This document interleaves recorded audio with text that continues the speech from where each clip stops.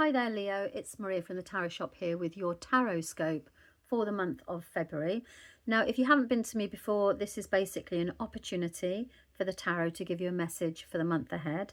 And if it doesn't resonate, please do not try and make it fit. Then it's not for you.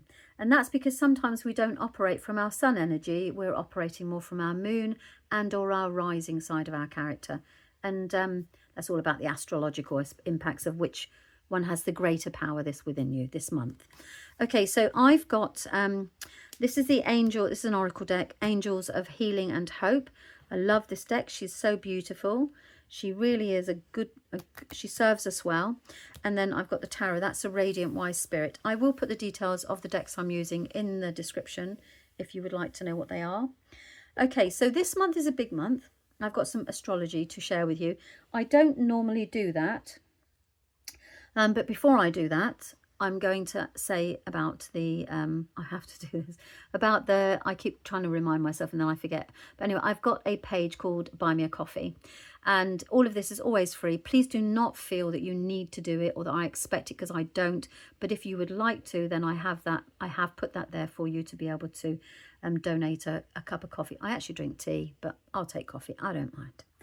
Okay, so that's that done. And then the astrology right now. It's a big month. The reason I don't normally do this because it's not as big as this month, okay? And that's because of Saturn.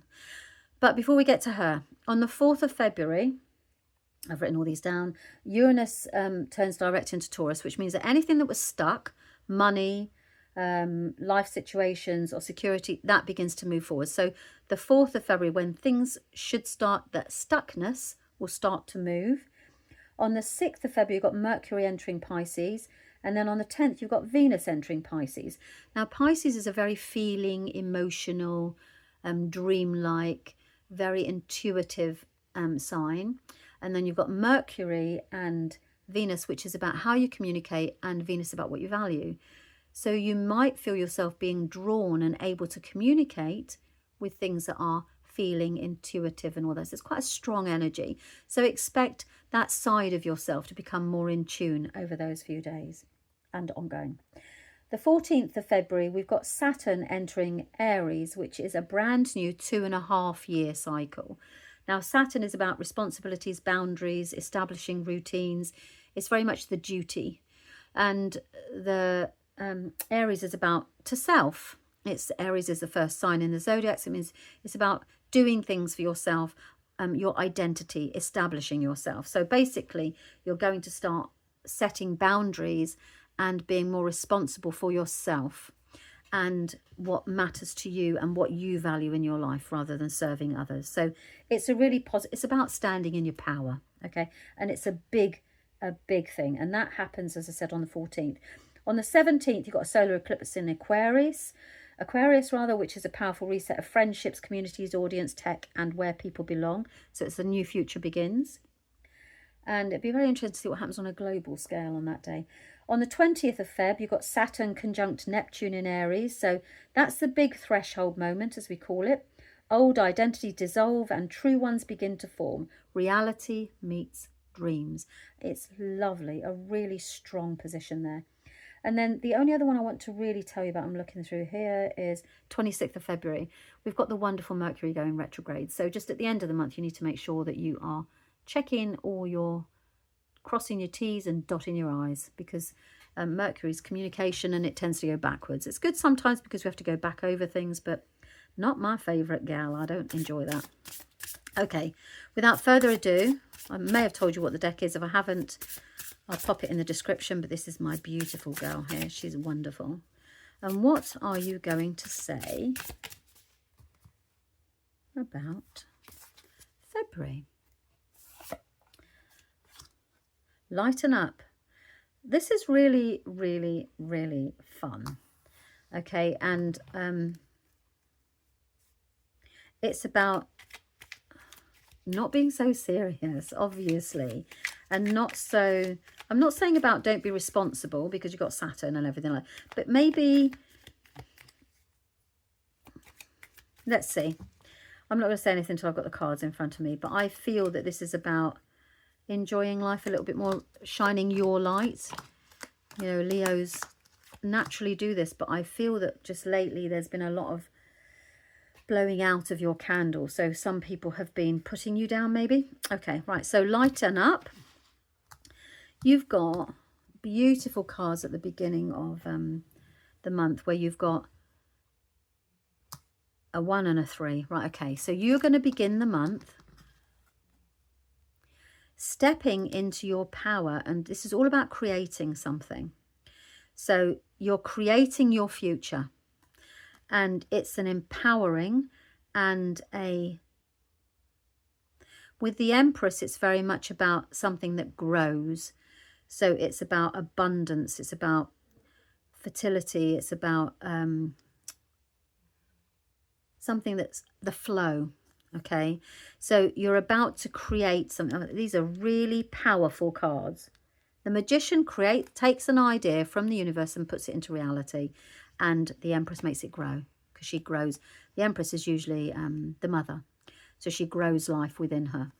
So this is a wonderful start to the month. You're about to manifest a life, or manifest something within your life that is going to continue to grow and evolve and provide you with abundance. Okay, and you start in the beginning of the month brilliantly, so expect positive manifestation here.